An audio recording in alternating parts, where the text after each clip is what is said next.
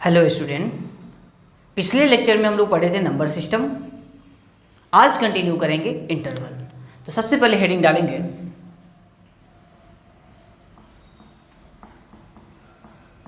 Intervals. ठीक है, तो देखिए कैसे कैसे इंटरवल। एक तो ये होता है ऐसे ब्रैकेट, बिग ब्रैकेट, इसके अंदर लिखते हैं, इसे बोलते हैं क्लोज्ड ब्रैकेट।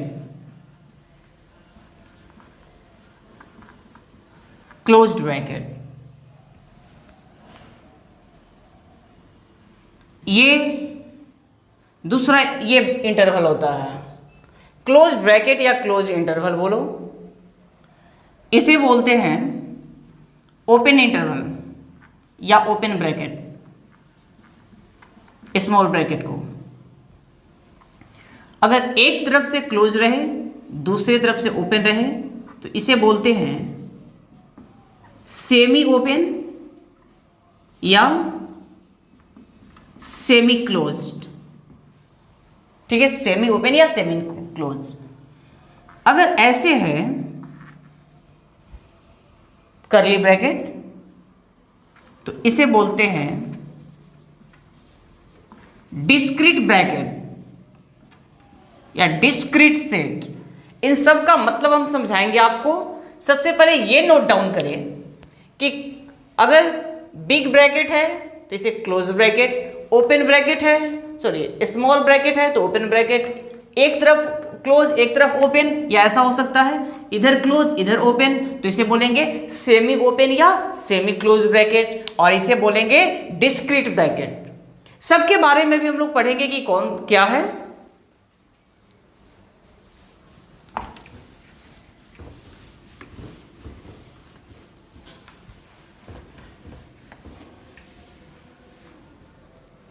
अगर ऐसा लिखा हुआ मिले तो इसे पढ़ते हैं close interval A to close interval B. ठीक है, इसे क्या पढ़ते हैं? Close interval A to close interval B. इसका मतलब है कि ये एक ऐसा सेट है जिसमें ए भी है बी भी है और इसके बीच के सारे नंबर्स हैं। बात समझ में आ रही है? क्या बोले? ए और बी के बीच के सारे नंबर्स हैं, ए भी इंक्लूडेड है एंड बी भी इंक्लूडेड है। It is a set containing all elements between A and B. ये एक ऐसा सेट है जो ए और बी के बीच के हर एक एलिमेंट को कंटेन करता है, हर एक एलिमेंट इसमें रहता है। And also containing A and B, मतलब ए और बी को भी कंटेन करता है, मीन्स ए बी इसी में इंक्लूडेड है। अगर ऐसे रहता open bracket A to B तो it is a set containing all elements between, ये ऐसे जो लिखते हैं ना ये between है, between A and B, means इसमें A है, A और B के बीच के सारे नंबर्स आएंगे लेकिन ए और बी नहीं होगा। दोनों में डिफरेंस समझिएगा। क्लोज इंटरवल ए से बी का मतलब हुआ ए बी के बीच के सारे नंबर्स होंगे, ए भी होगा बी भी होगा। Open interval A to B का मतलब हुआ ए और बी के बीच के सारे एलिमेंट्स होंगे लेकिन ए नहीं होगा और बी भी नहीं होगा, ए बी को छोड़ करके। अब अगर ऐसा लिखा हुआ है इसका मतलब क्या है? all containing all elements, it contains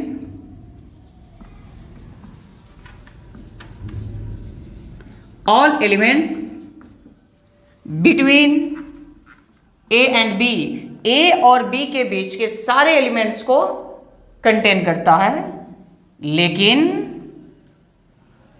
A include होगा और बी इंक्लूड नहीं होगा। also included A but B is excluded।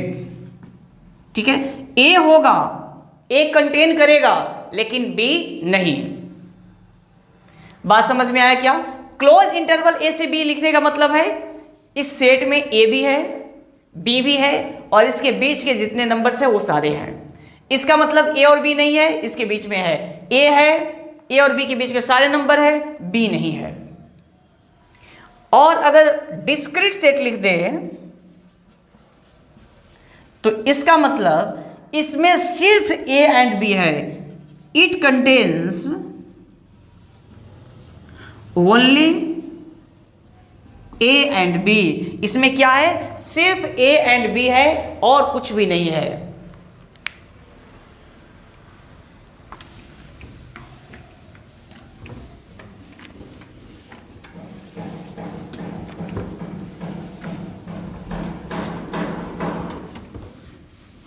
इसको एक एग्जाम्पल से समझेंगे।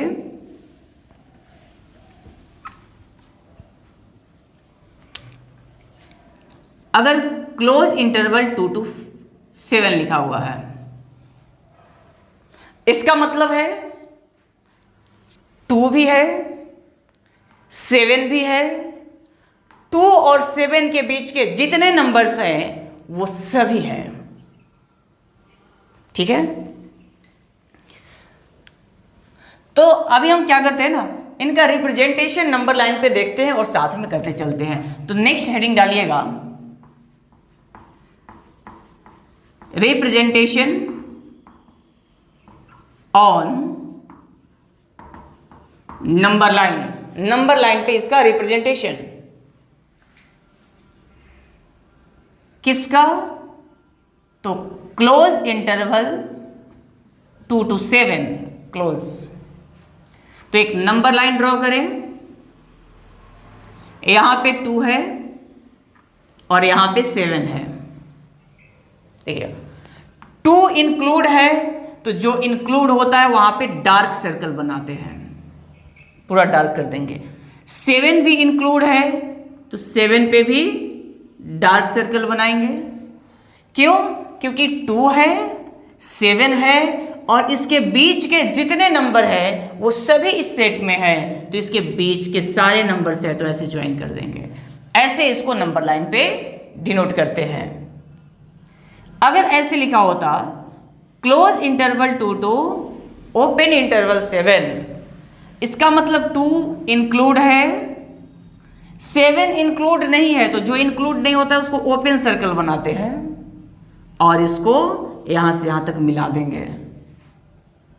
ठीक है, बात समझ में? 2 पे क्लोज है तो ये डार्क सर्कल, 7 पे ओपन है तो ओपन सर्कल, लेकिन 2 और 7 के बीच के नंबर्स तो है ना, तो इसलिए बीच में ये लाइन ज्वाइन कर दी है।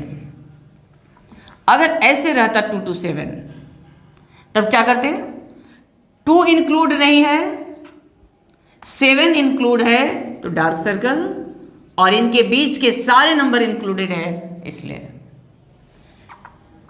अगर ऐसे रहता तो 2 पे भी ओपन, 7 पे भी ओपन, लेकिन इसके बीच के नंबर्स तो होंगे ना, तो बीच में ज्वाइन कर दो। अगर सिर्फ ये रहता डिस्क्रीट सेट में 2 और 7, इसका मतलब सिर्फ 2 है एंड 7 है, बस यही 2 है और कुछ नहीं है। अगर ऐसा होता 2 और 7, यहां पे क्लोज, यहां पे डिस्क्रीट। चलिए इसका जल्दी से आप लोग बनाएं कि क्या होगा। आई थिंक आप लोग ड्रॉ कर लिए होंगे, तो ये मीनिंगलेस होगा, मीनिंगलेस। बोलोगे सर ऐसा क्यों? ये क्लोज ब्रैकेट बोलेगा कि भाई 2 को इंक्लूड करो और मेरे आगे जो है उनको इंक्लूड करो। क्योंकि ये कंटिन्यूअस, देखो ये जो भी क्लोज ब्रैकेट रहता है ना, ये 2 है 7 है, आगे कंटिन्यूअस सेट है हर एक एलिमेंट। लेकिन ये डिस्क्रीट ब्रैकेट बोलेगा कि भाई हम तो सिर्फ उसी को लिखते हैं, उसी को कंसीडर करते हैं जो हमारे अंदर है। और ये क्या बोलेगा, ये क्लोज ब्रैकेट बोलेगा कि 2 को लो और 2 के आगे सारा नंबर लो। लेकिन ये बोलेगा ब्रैकेट कि भाई हम सिर्फ उसको लेंगे जो मेरे अंदर है। तो दोनों के बीच में कभी समझौता होगा क्या? नहीं, दोनों का 2 तरीके का सेंस है, इसलिए मीनिंगलेस है। मतलब कि डिस्क्रीट ब्रैकेट हमेशा डिस्क्रीट ब्रैकेट के साथ ही आएगा, कभी भी ओपन और क्लोज के साथ नहीं आएगा। तो लिख लेंगे नोट में एक point, discrete bracket always appears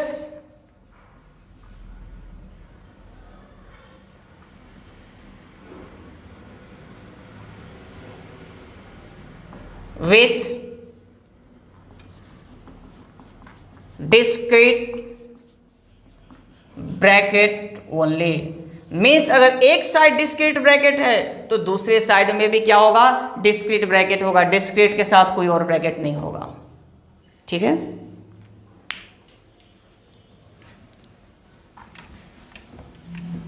तो आई थिंक आप लोग इसे ड्रॉ करना सीख गए कि नंबर लाइन पे कैसे रिप्रेजेंट करेंगे।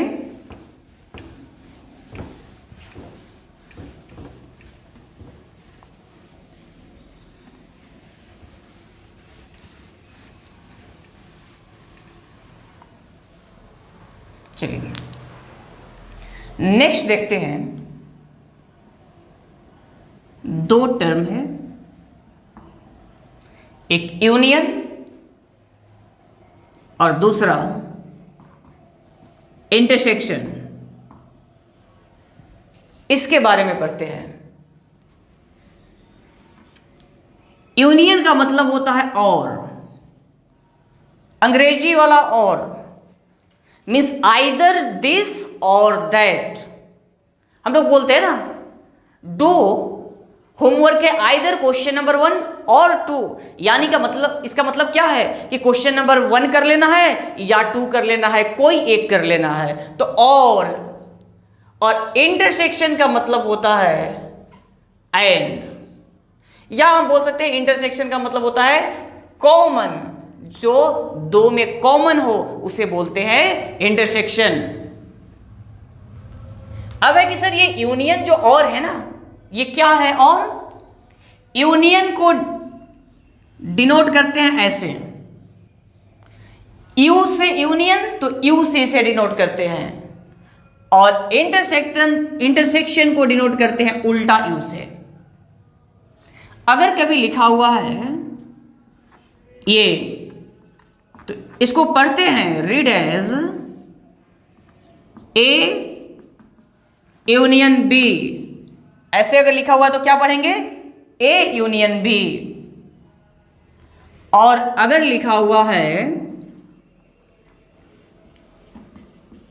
सेम चीज यहां लिख देते हैं, ए ऐसे करके बी, तो इसको क्या पढ़ेंगे?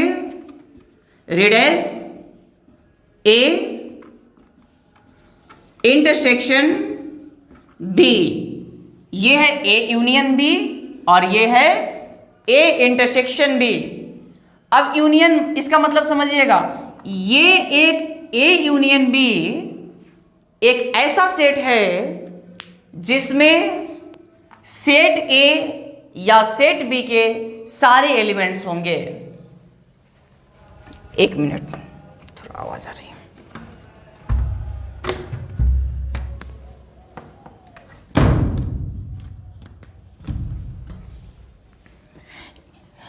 ए यूनियन बी क्या है?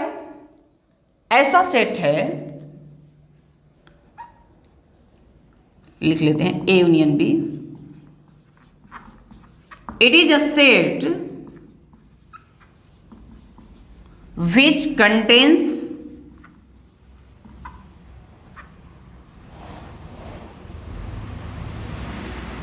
all elements either present in set A और B। Means A union B क्या है? एक सेट है, ऐसा सेट है। सेट क्या होता है? बहुत सारे ऑब्जेक्ट का कलेक्शन, उसको बोलते हैं सेट। तो ये एक ऐसा सेट है जो क्या करता है? सेट ए और सेट बी दोनों के एलिमेंट को कंटेन करता है। मीन्स सेट ए में रहेगा तो भी, सेट बी में रहेगा तो भी। इंटरसेक्शन क्या करता है? A intersection B, it contains only common elements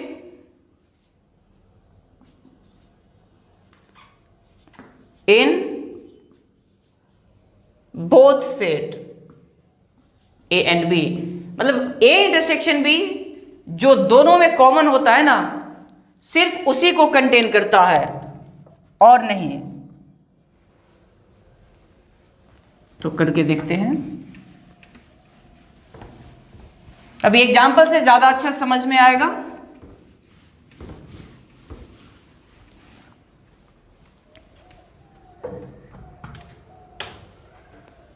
देखिएगा, अगर सेट ए दिया हुआ है ये, और सेट बी दिया हुआ है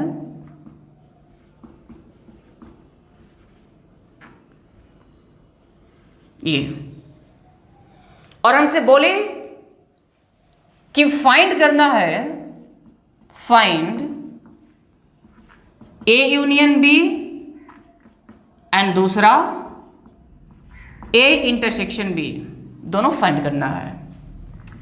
जब हम ए यूनियन बी लिखेंगे तो अभी हम आपको बताए थे यूनियन का मतलब क्या होता है। ये एक वो सेट है, सेट क्या हुआ? ये एक सेट है जो बहुत सारे एलिमेंट को कंटेन करता है, जो बहुत सारे एलिमेंट को रखता है ना अपने अंदर, उसे सेट बोलते हैं। तो ए यूनियन बी बताएगा कि सेट ए का एलिमेंट या बी का एलिमेंट इन दोनों में से किसी एक में प्रेजेंट होगा तो वो ए यूनियन बी में आ जाएगा। तो देखिए, वन सेट ए में भी है, सेट बी में भी है, दोनों में है, तो ये तो ए यूनियन बी में होगा ही होगा। मतलब ए में हो या बी में हो, किसी में हो आएगा। लेकिन दोनों में है इसका मतलब दो बार नहीं लिखेंगे, एक ही बार लिखेंगे। 3 इसमें है, सेट बी में नहीं है, लेकिन आएगा क्योंकि किसी एक में तो है। 5 इन दोनों में है तो 5, 6 यहाँ पे 7, फिर 9, ये हो गया A union B. A union B में क्या करते हैं? सेट ए के एलिमेंट को भी लिख लेते हैं और सेट बी के एलिमेंट को भी लिख लेते हैं, जो दोनों में कॉमन है उसे एक बार लिखते हैं। ये हो गया ए यूनियन बी। अगर लिखना है ए इंटरसेक्शन बी, तो ए इंटरसेक्शन बी अभी हम आपको बताए थे क्या होता है, जो दोनों में कॉमन है। इसमें बताइए कॉमन क्या है? 1, तो ए इंटरसेक्शन बी होगा 1। फिर 5 एंड भी बताया ना, एंड मतलब ए में भी है एंड बी में है। इंटरसेक्शन का मतलब बताया था एंड, मींस ए में है एंड बी में है, दोनों में है, तो उसी को तो कॉमन बोलते हैं जो दोनों में होता है। और यूनियन का मतलब और, ए में हो आइदर इन ए और इन बी, मतलब दोनों में से किसी एक में हो तो लिख देंगे। तो ए यूनियन बी ऐसे ये हो गया, ए इंटरसेक्शन बी जो दोनों में कॉमन है वो हो गया ए इंटरसेक्शन बी।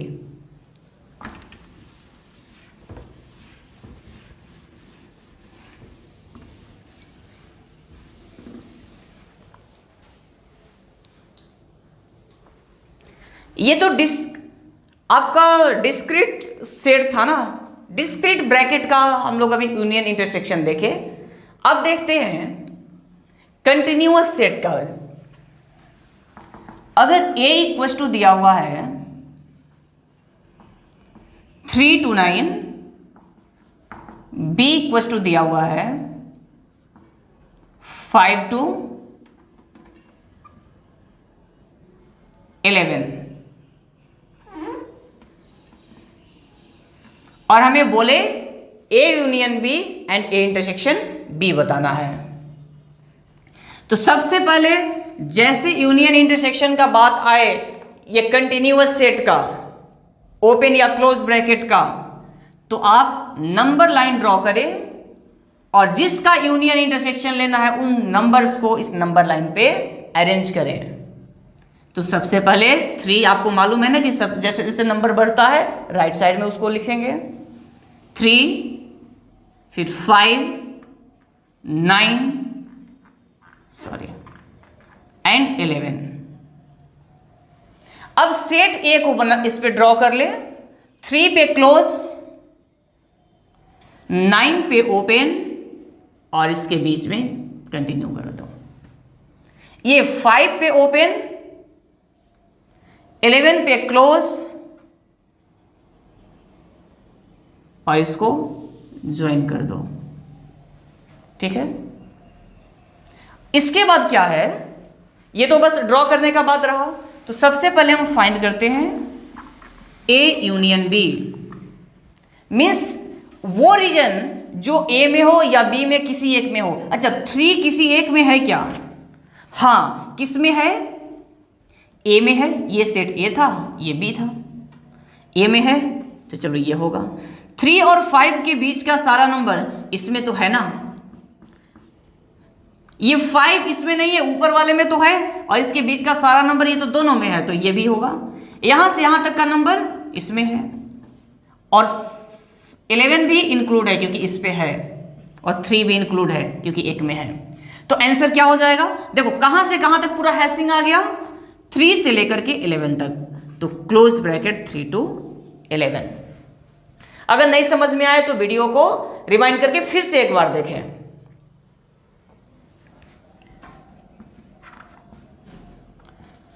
अगर ए इंटरसेक्शन बी पूछे,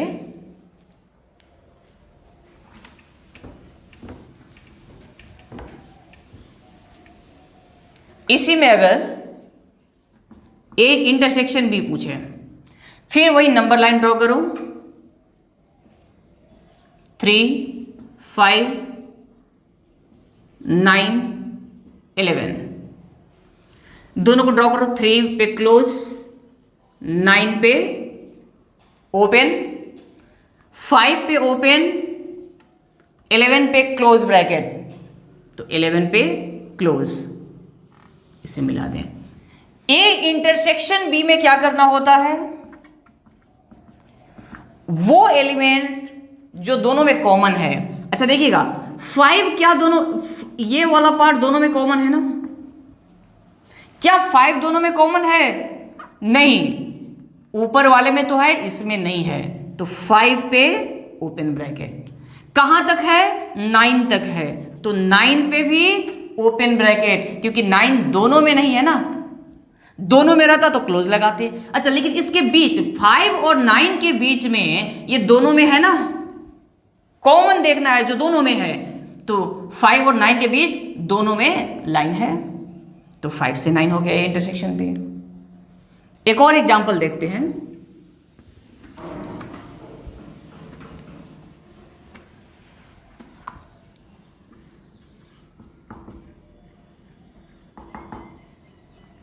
अगर दिया हुआ है -1 से 3 और बी दिया हुआ है -2 से 4, ए यूनियन बी और ए इंटरसेक्शन बी हमसे पूछ रहा है। तो सबसे पहले क्या करें, नंबर लाइन ड्रॉ करें, -2, -1, 3 एंड 4। ये -1 से 3 तक है, तो -1 पे क्लोज और 3 पे ओपन, 3 पे ओपन। ये -2 पे ओपन और 4 पे भी ओपन। यूनियन देखना है तो इस पूरे को इस पे हैश कर दो। ये यहां पे ओपन, तो ये तो नहीं होगा, यहां भी ओपन। अच्छा यहां पे देखो, इस दोनों में ए इसमें तो है ना, ऊपर वाले में तो है, तो इसलिए यहां क्लोज रहेगा। तो ए यूनियन बी क्या हो गया, -2 to 4 ओपन ब्रैकेट, क्योंकि -2 न तो इस वाले सेट में है न इसमें, किसी में नहीं है इसीलिए, और 4 भी किसी में नहीं है, इसमें ओपन है, ये तो यहीं तक है। तो ये हो गया ए यूनियन बी। अब देखते हैं A intersection B. A intersection B इसी का -1, सॉरी -2 इधर होगा, -2, -1, 3 एंड 4, ये -1 से 3 और -2 to 4। इंटरसेक्शन मीन्स कॉमन, ये कॉमन है। अच्छा क्या तो ए इंटरसेक्शन बी, क्या ये -1 पे क्लोज होगा या ओपन? -1 ऊपर वाले में डार्क है और नीचे में लाइन है, मतलब दोनों में है, ऊपर वाले सेट में भी है, नीचे वाले सेट में भी है, तो -1 पे क्लोज। और कहां तक? 3 तक। 3 पे ऊपर वाले में ओपन, नीचे में क्लोज, तो ओवरऑल क्या होगा? जब दोनों में रहता है तब इंटरसेक्शन होता है ना, तो इसीलिए इसमें, ठीक है।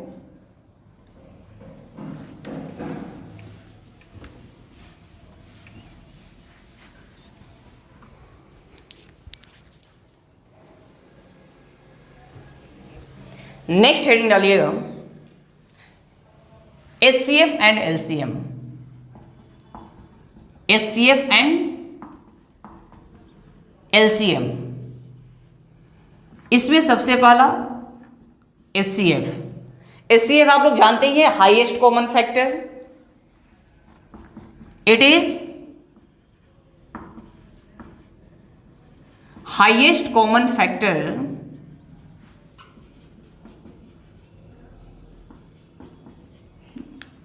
of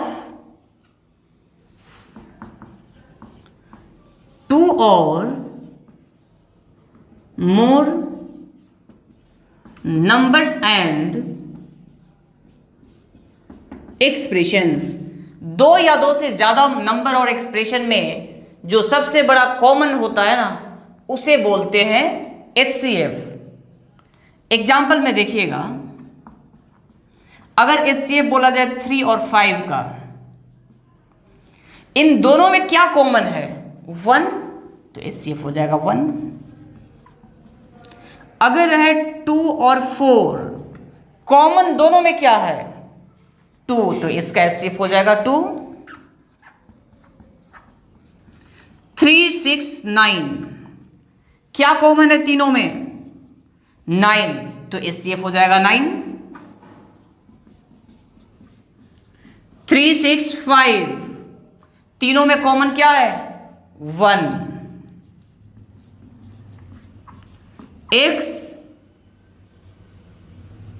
x plus 1 into x square, दोनों में कॉमन क्या है? x इसमें भी है, यहां भी है, x कॉमन ले सकते हैं इसमें से मैक्सिमम, तो x। 2x या ऐसा रहे, x plus 1 square into x Q, ये x plus 1 Q into x, तो इसका HCF देखिएगा, x प्लस 1 का स्क्वायर, x प्लस 1 का क्यूब, तो कॉमन क्या है? x प्लस 1 का स्क्वायर। यहां x क्यूब और x, इन दोनों में कॉमन क्या है? x, तो ये हो गया HCF।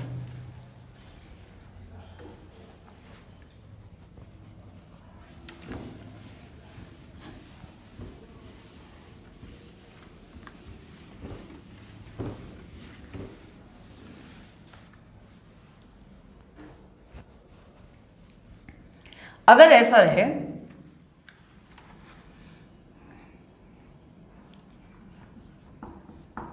HCF of A upon B, C upon D,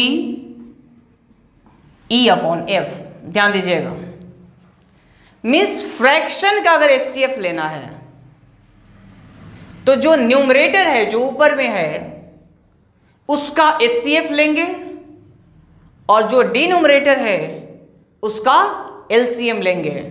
तो क्या करेंगे इसमें? HCF of A, C and E, numerator का एचसीएफ और डिनोमिनेटर का एलसीएम, तो ये हो जाएगा कंप्लीट एचसीएफ। एक एग्जांपल देखते हैं इस पे। अगर बोला कि एचसीएफ फाइंड करना है,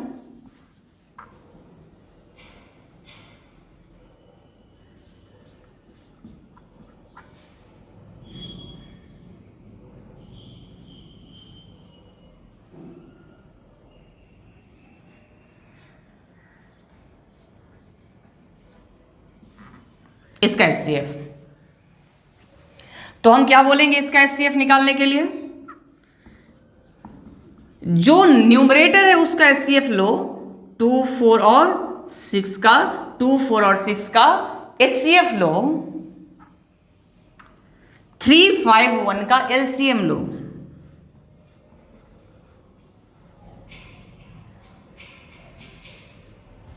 तो 2, 4 और 6 में कॉमन क्या है? 2, तो एचसीएफ हो जाएगा 2। 3, 5 और 1 का एलसीएम 15। एलसीएम निकालना भी अभी सिखाएंगे। तो ये हो गया एचसीएफ।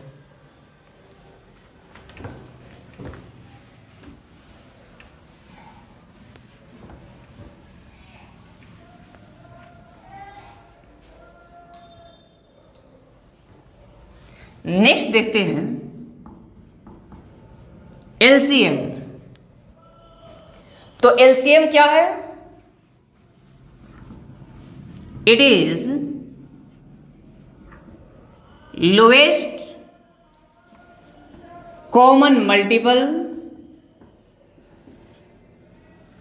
ऑफ 2 नंबर्स, 2 और more numbers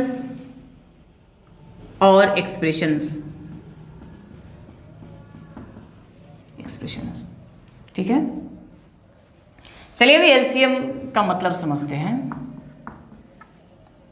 तो इसमें कॉमन सिर्फ मत देख लेना कि क्या कॉमन है, तो फिर गड़बड़ हो जाएगा। जैसा नाम है ये नहीं कि 2 चीज दिया हुआ है तो जो उसमें कॉमन है वो सबसे छोटा कॉमन, वैसा नहीं देखना। अगर 2 और 4 का एलसीएम निकालना है, इसका मतलब है कि वो सबसे छोटा नंबर जो इन दोनों से डिविजिबल है, तो क्या हो जाएगा? 4। 4 2 से भी डिविजिबल है और 4 से भी डिविजिबल है।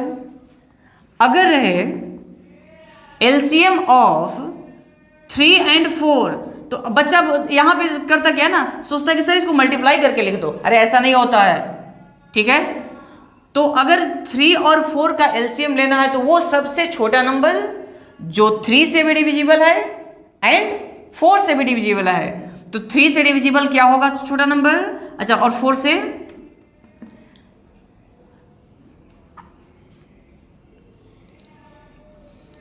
ट्वेल्व, ठीक है, जो दोनों से डिविजिबल है।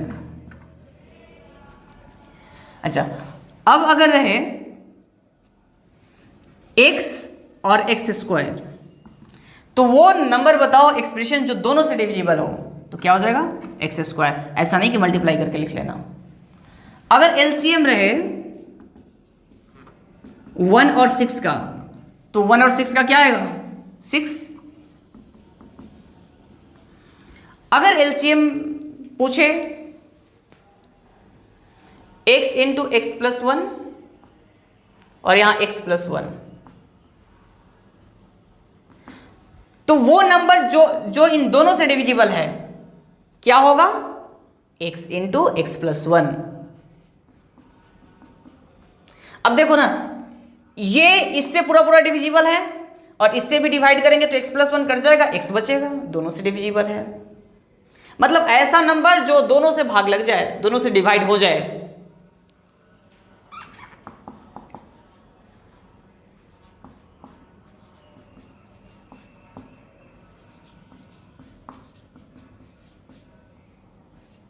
चलिए ये देखिए, इसका एलसीएम निकालना है।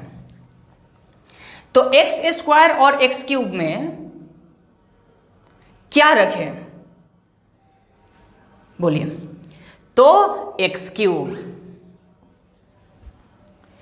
और इन दोनों में x प्लस 3 का स्क्वायर।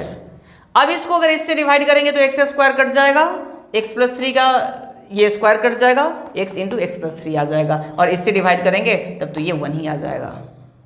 ठीक है, तो ऐसे हम एलसीएम लेते हैं।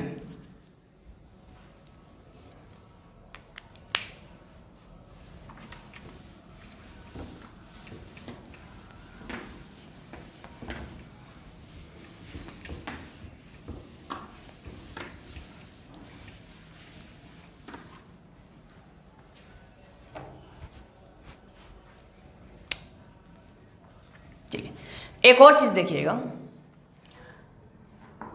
एलसीएम जो है, अगर एक नंबर रेशनल हो और दूसरा नंबर भी रेशनल है तो इसका एलसीएम लेना पॉसिबल है। रेशनल और रेशनल का एलसीएम लेना पॉसिबल है। एक रेशनल और दूसरा इरेशनल है तो इसका एलसीएम पॉसिबल नहीं है, एलसीएम ले ही नहीं सकते हैं।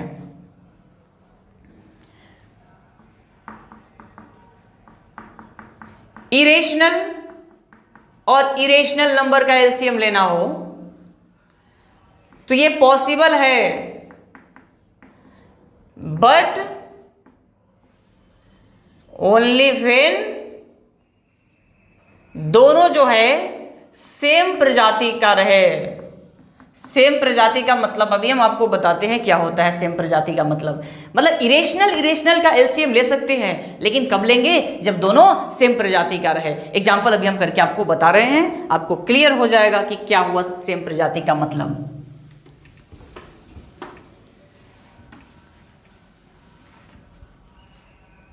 देखिएगा, जैसे एलसीएम बोले 3 और पाई का, तो आप लोग क्या बोलेंगे? 3 पाई। गलत, नॉट पॉसिबल। क्या होगा इसका? Not possible. क्यों? क्योंकि 3 क्या है? रेशनल, और पाई क्या है? इरेशनल। तो रेशनल और इरेशनल का तो पॉसिबल ही नहीं होता है। अगर एलसीएम रहे 3 पाई और पाई स्क्वायर का, अब बोलोगे सर पाई पाई तो है, देखो सेम प्रजाति नहीं है, नॉट पॉसिबल। दोनों में पाई है क्या? ये पाई है, ये पाई स्क्वायर है, सेम अब कहोगे कि सर इससे क्या अंतर आया? तो देखो √2 क्या कैसा नंबर होता है? इरेशनल, क्योंकि अंडर के अंदर प्राइम नंबर, और √2 का स्क्वायर क्या हो जाता है? 2। ये क्या हो गया? रेशनल। तो इसीलिए पाई और पाई स्क्वायर हम नहीं बोलेंगे कि दोनों एक प्रजाति है, तो नॉट पॉसिबल। क्यों? क्योंकि लिख लेना सेम प्रजाति नहीं है। अब बोलोगे सर सेम प्रजाति कैसे रहेगा? तो एलसीएम इसका रहे 2 पाई और 4 पाई। देखो पाई पाई सेम प्रजाति, तो इसका हो जाएगा 4 पाई। एलसीएम ऑफ √2 √6, बच्चा बोलता है √6, नो, नॉट पॉसिबल, क्योंकि सेम प्रजाति नहीं। एक और चीज यहां पे सिखा रहे हैं अभी, इसका एक्सप्लेनेशन समझने के लिए एक और चीज अभी बताते हैं।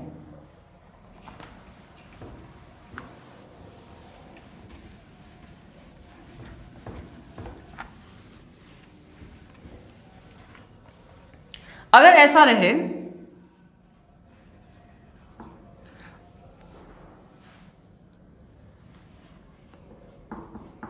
If LCM of A and B is C, क्या बोले? A और B का एलसीएम जो है वो क्या है? C है। तब C अपॉन A, मतलब जो LCM है उसको एक नंबर से डिवाइड करे, या C upon B must be integer होना चाहिए। और एलसीएम के समय भी हम बताए ना, क्योंकि डिवाइड करने पे कोई इंटीजर आना चाहिए, मतलब डिविजिबल होना चाहिए, तब होगा।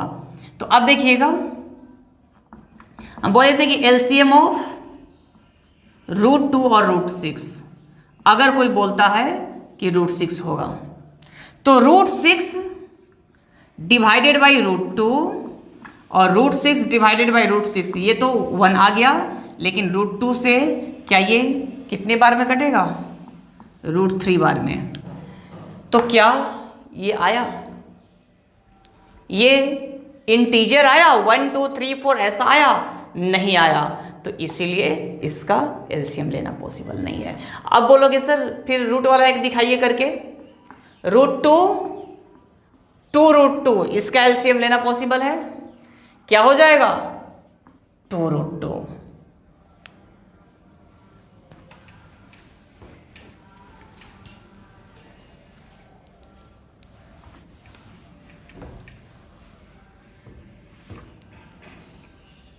अगर ऐसा है, नोट में इस पॉइंट को लिखेंगे, if A and B are 2 numbers, A और B क्या है? 2 नंबर है, तो इसका अगर एलसीएम निकाले और एचसीएफ निकाले तो हमेशा एलसीएम ग्रेटर देन एचसीएफ होगा। क्या बोले? एलसीएम ग्रेटर देन एचसीएफ होगा। ऐसा क्यों? आप कभी भी 2 नंबर का एलसीएम निकाले, एचसीएफ निकाले, आपको पता चल जाएगा एलसीएम हमेशा बड़ा होगा और एचसीएफ छोटा होगा। देखो आप ऐसे याद रखना, लीस्ट कॉमन फैक्टर होता है, लेकिन नाम है लीस्ट, लेकिन होगा बड़ा, और एचसीएफ है नाम बड़ा हाईएस्ट, लेकिन होगा वो छोटा। ठीक है, होता है उल्टा। तो अब देखिएगा, ये चीज याद रखिए। और एक और कि अगर ए बी 2 नंबर है ना, तो A into B LCM into HCF के बराबर आएगा, यानी product of 2 number is equal to LCM and HCF of number. इसी बात को लिख देते हैं, product of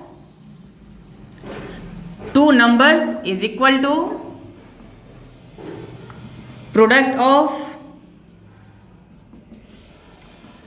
LCM and HCF of that 2 numbers. उसी 2 नंबर के एलसीएम और एचसीएफ के प्रोडक्ट के बराबर होगा।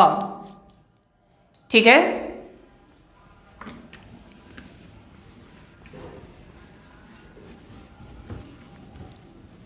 तो नेक्स्ट देखिएगा, एक क्वेश्चन लिखिए।